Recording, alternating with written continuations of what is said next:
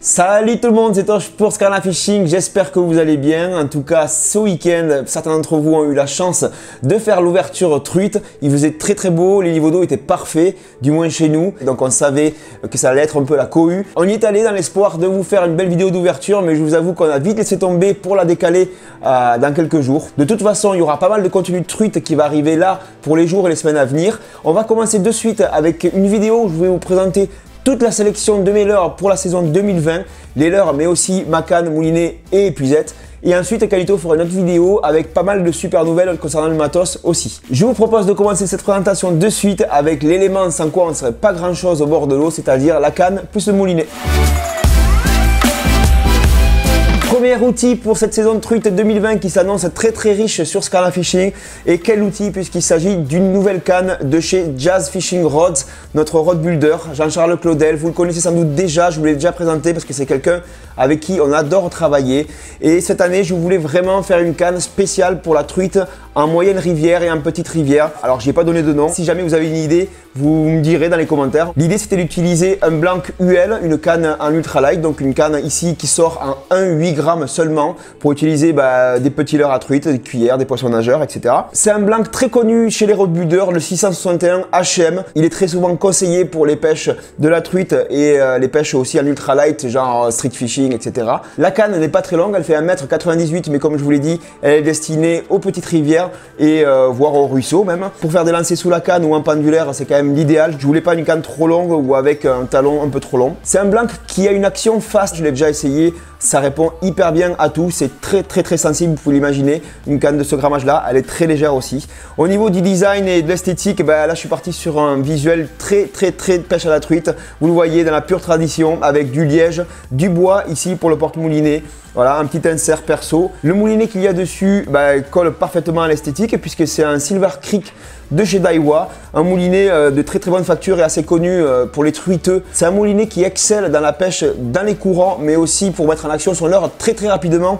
Je pense notamment à la pêche en tout petit ruisseau ou si on vous pêche à la cuillère ou à l'ondulante ou je ne sais quoi, il faut que votre leurre se mette en action dès le premier quart de tour de manivelle. Souvent, dès que le leurre touche l'eau, la truite reçoit un signal et si votre leurre n'est pas en train de nager au moment où elle le voit, ça peut poser quelques problèmes et quelques refus. Donc voilà, j'aime bien avoir un moulinet qui met le leurre en action très rapidement. Ça permet de valider quelques touches supplémentaires. Je ne vous ai pas parlé de la tresse que j'ai montée dessus. C'est la Daiwa Tournament aussi en 8 brins. Elle est en 8 centièmes, donc très fin. Cette année, je pars sur des rivières un peu plus petites et des plus petits milieux que ce qu'on a l'habitude de vous montrer en vidéo. Donc je préfère partir sur de la tresse pour avoir vraiment beaucoup plus de sensibilité au niveau des touches et pour avoir un ressenti plus sympa tout simplement en termes de pêche.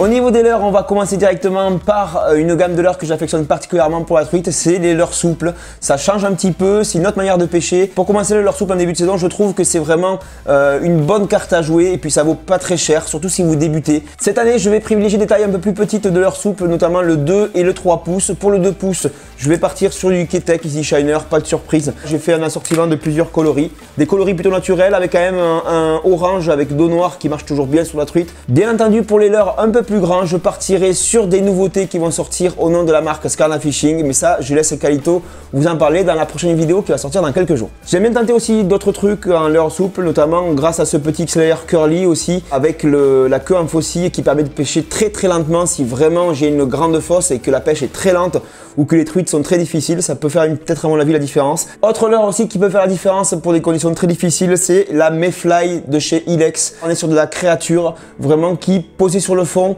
ou alors en laissant couler ou dériver très naturellement peut faire aussi une différence à monter sur les TP très light de 1-2 grammes seulement. Voilà, moi j'aime bien avoir ça dans ma boîte parce que si jamais même les truites sont vraiment pas joueuses du tout, ça peut déclencher quand même un joli barbeau ou un chevenne très facilement, surtout en street fishing. La Mayfly de chez Ilex, ça je trouve que c'est un joli coup de poker à avoir dans sa boîte. Pour les têtes plombées, je prends un peu n'importe quoi, n'importe quelle marque. Honnêtement, j'ai pas d'exigence particulière dessus. Pour les grammages, ça part plutôt entre 2 et 5 grammes. Voilà pour le petit dossier leurre souple. Maintenant, on va passer aux leurres métalliques. Pour les leurres métalliques, là aussi des grands classiques. Donc je vais très rapidement passer sur la Mepps en différentes tailles, souvent numéro 1 voire 2.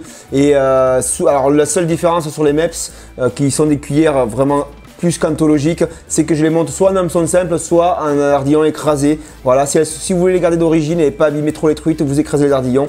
Pour la pêche en tout petit ruisseau, c'est honnêtement un des leurres qui fonctionne le mieux sur la truite depuis toujours et je pourrais difficilement me passer. Comme un petit mélange entre le leurre et la cuillère tournante, on a quand même les cuillères ondulantes aussi. Alors moi j'ai quelques références qui sont aussi connues et d'autres que je vais essayer cette année. Donc il y a les Pure de chez Smith en 3,5 grammes. J'aime bien, elles existent en 5 si je ne me trompe pas aussi, avec des coloris juste à tomber. Ça c'est aussi quelque chose à avoir dans ces boîtes, ça s'accroche très peu, ça se perd peu et c'est vraiment très efficace parfois. Ça permet aussi de changer un peu de nage par rapport à un leurre dur par exemple. Ou sinon il y a des Forest aussi, les Miu en 4,2 grammes. Elles sont un peu plus petites, un peu plus denses que les Pure par exemple, dans à peu près le même grammage. Donc j'aime bien et des coloris aussi à tomber et moins cher. Donc les Forest, je vous mettrai le lien dans la description si jamais ça vous intéresse. Une dernière petite référence en leurre métallique avant de passer au leurre dur, c'est une Microblade de chez Berkley. Ici, la Power Blade, je crois. C'est vraiment une toute petite lame qui va me servir uniquement dans un seul cas de figure, c'est dans les lacs d'altitude. Les lames, ce sont des leurres qui permettent de pêcher à de très grandes distances sur des lacs cristallins en fait, où les poissons ne peuvent que vous voir. Ça permet de les leurrer à des distances phénoménales et c'est pour ça que j'en ai toujours une dans ma boîte. Pour les leurres durs, on va commencer bien évidemment avec les leurres emblématiques de la pêche à la truite, surtout en début de saison, ce sont les leurres coulants. Le concept est toujours le même, c'est-à-dire de pêcher vraiment dans les courants les plus forts. À savoir que la plupart du temps, le but du jeu, c'est un peu de pêcher le plus creux possible, là où il y a un peu moins de courant. À savoir que le courant est toujours plus fort au milieu de la couche d'eau. En surface, il est un peu moins fort et il est encore moins fort vraiment tout en bas. Donc le but ça va être de passer dans cette zone où se tiennent souvent les truites parce que les truites bon restent pas toute la journée dans le courant fort, ça les épuiserait bien évidemment. Sur leur poste les truites sont souvent assez opportunistes et si jamais vous arrivez à passer un leurre à la bonne profondeur, à la bonne vitesse, il se peut fortement qu'elles viennent s'en saisir. Donc pour commencer, je vais commencer par le leurre le moins cher jusqu'au leurre le plus cher. Le premier des leurres que je vais vous présenter, c'est un leurre de chez Caperlan, le WXM, qui est disponible dans tous les magasins Decathlon, puisque Caperlan c'est la marque de chez Decathlon. Et honnêtement, je suis assez bluffé parce que c'est un leurre qui sort à moins de 7 € dans sa version 70 mm, celle que je tiens dans la main là. C'est un leurre qui a des finitions vraiment très correctes. Le design est très réussi, je trouve. Si vous commencez la pêche de la truite et que vous voulez essayer le poisson nageur, je vous le dis franchement, n'achetez pas des leurres à 20 € puisque c'est des leurres que vous risquez de perdre assez facilement. Voilà, essayez de commencer par des leurres comme ça de cette gamme là. Le Caperlan WXM Minnow, vraiment une très belle réussite, je trouve, de chez Caperlan.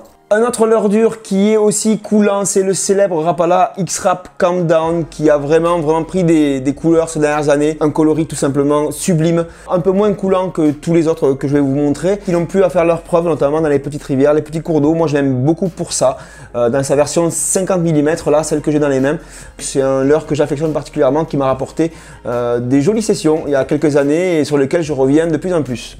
Notre coup de cœur cette année, c'est une marque qu'on ne connaissait pas et honnêtement on est tombé dessus un peu par hasard. C'est la marque Arima, une marque de leurre japonais, un peu moins cher que ses concurrents historiques comme le Decontact, comme le Ryuki par exemple, qui eux frôlent ou dépassent maintenant les 20 €. Le Seal Z Minnow de chez Arima est franchement aussi beau, voire encore plus beau que la plupart de ses concurrents un peu plus chers. C'est une marque honnêtement qui m'a bluffé. La finition est juste extraordinaire. J'aimerais bien que vous en ayez un même pour pouvoir le voir.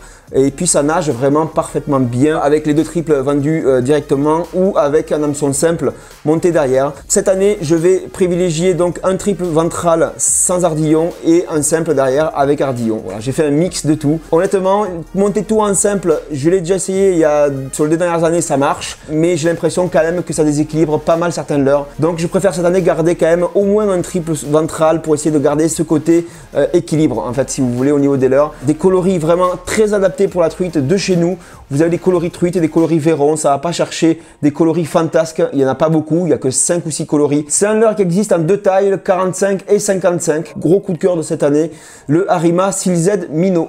On monte un petit peu en gamme avec le Flat Tricorol S en 2 tailles, le 55 et le 45. Toujours pareil, avec un triple ventral où je vais écraser les ardillons et puis un simple derrière, un peu plus gros que le triple d'origine pour essayer d'avoir à peu près le même poids. Bon là par contre en termes d'équilibrage et de papillonnage à la descente, on peut vraiment pas beaucoup lutter contre ce Flat Tricorol. S, qui est vraiment un leurre qui a fait ses preuves. C'est un leurre en tout cas qui est très agréable à pêcher, qu'on sent énormément vibrer dans la canne. Vous savez exactement quand votre leurre nage ou qui nage pas, même en plein courant. Je vais pas y passer 3 ans. Le Flat Tricorol S de chez Ilex, c'est vraiment une réussite et des coloris qui claquent vraiment. Une petite préférence pour ce coloris là, le blanc. Alors il l'appelle Véron. C'est un blanc à dos noir. Voilà, vous voyez, un peu jaunâtre là, ça marche très bien chez nous. J'ai les 2 tailles dans la boîte, vous voyez, ils sont prêts à pêcher. Et j'espère que ça fera quand même quelques poissons cette année. On arrive sur les leurres un petit peu haut de gamme, ceux qu'il ne faut pas perdre, ceux où il faut être sûr que son nœud passe bien dans les anneaux, si vous voyez ce que je veux dire. Une nouveauté de chez Way of Fishing, c'est le Jackson Meteora. Voilà, un leurre tout simplement magnifique dans la grande lignée des leurres à truite japonais. Donc avec des coloris complètement sublimes. Une forme très carrée, très moderne. Là, un ventre complètement plat. Là aussi, on a un leurre qui tire peu dans la canne mais qu'on sent très bien vibrer. Si vous voulez, c'est très important quand on pêche, surtout en nylon par exemple, où on a moins de sensibilité dans la canne. Ça vous permet vraiment d'être sûr de bien pêcher, d'être sûr de bien limer votre leurre à la bonne vitesse. C'est un leurre qui va nager dans très peu d'eau, donc pourquoi pas l'utiliser en petite rivière ou sur des petits courants. Ça déclenche des truites de très loin. Une très belle nouveauté de chez Jackson, donc qui pourra peut-être faire une alternative aussi aux très connus Ryuki, Decontact et autres leurres japonais très connus.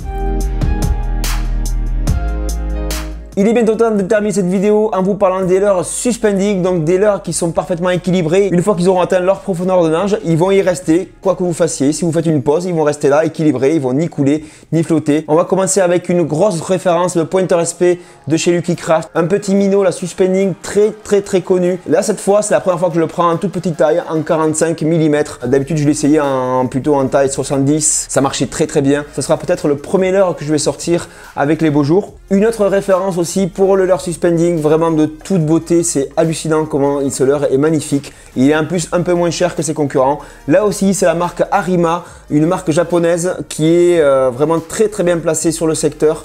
Ici avec le Step Shad SR, 5,9 grammes, c'est un leurre suspending aussi. Pas très lourd non plus, mais un leurre qui est parfaitement équilibré, qui nage super bien. Les coloris sont vraiment hyper adaptés aux poissons au fourrage en fait de nos rivières à truite. Donc Véron en frais avec le ventre orange. Vous avez aussi des coloris truite, Fario, qui sont tout simplement magnifiques. Retenez bien cette marque, la marque Arima, qui propose de super produits, notamment en termes de poissons nageurs. Ensuite, on a des alternatives aussi, le WXM de chez Caperlan. Je vous ai montré le modèle Sinking tout à l'heure. Vous avez les modèles suspending aussi. Vous avez même des kits tout faits. Ils ont vraiment pensé à tous les débutants. Ça, c'est un long bill minot. C'est-à-dire que celui-là va couler un peu plus. En général, ça coule autour d'1,50 m. Celui-là va couler un peu plus. Il a son petit frère qui est là, dans un autre coloris, qui lui va couler un peu moins, puisqu'il a une bavette plus courte, mais ça reste tous les deux des leurres suspending qui vont nager plus ou moins profond.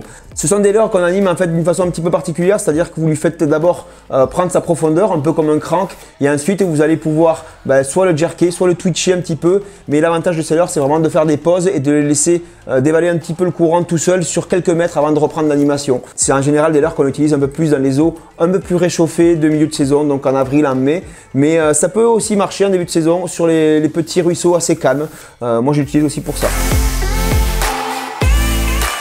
Je ne pouvais pas terminer cette vidéo sans vous parler d'un élément qui à mes yeux est essentiel pour pêcher la truite. Je veux bien entendu parler de l'épuisette. La truite, c'est un poisson qui est très fragile. Il faut vraiment la préserver au maximum pour espérer qu'elle puisse se reproduire correctement dans tout le milieu où on la pêche. Essayez de garder un maximum vos poissons dans l'épuisette, dans l'eau. Si possible, mouillez-vous les mains si jamais vous voulez faire une photo avec votre poisson, mais surtout évitez tout contact avec le sol. La photo dans l'eau, c'est d'autant plus joli, je trouve. À mon avis, il est très important d'utiliser une maille en silicone comme sur cette Pafex.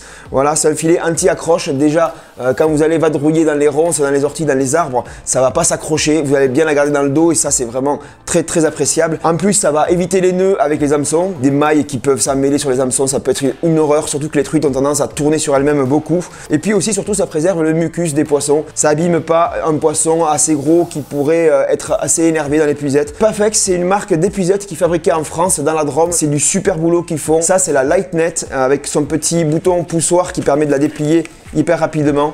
voyez, elle est pas très grande, elle est plutôt stylée avec un manche en carbone là qui est très joli. Pour l'accrocher, il y a un système d'aimant ici que vous mettez derrière sur votre dos ou sur votre sac. Au moment où vous en avez besoin, vous n'avez qu'à tirer dessus, elle se déclipse et puis vous n'avez qu'à épuiser le poisson de la plus simple des manières. Voilà une épuisette made in France, très pratique, j'espère m'en servir un maximum cette année. Je vous ai parlé tout à l'heure de l'armement en simple qui est vivement conseillé quand on pêche la truite, ou alors utiliser des hameçons triples mais sans ardillon, c'est toujours mieux. Faites bien attention au choix de vos hameçons simples, notamment au niveau des tailles surtout, il faut qu'elles correspondent vraiment au poids des triples d'origine pour garder l'équilibre maximal du leurre. Donc ici nous on utilise des hameçons VMC 7237, pareil c'est des hameçons faits en France, on privilégie bien évidemment les circuits proches de chez nous, que ce soit en taille 4, 6, 8 ou voire 10, ces hameçons ont toujours un petit œillet qui vont vous permettre de les armer très facilement. En tout cas voilà, c'est notre choix d'hameçon simple et on n'est jamais déçu. Voilà, vous savez tout, vous connaissez ma boîte par cœur, vous verrez tous ces leurres en action très bientôt pour de très belles sessions de truite, en espérant faire des poissons vraiment magnifiques. On va croiser les doigts pour avoir une meilleure saison que l'an dernier,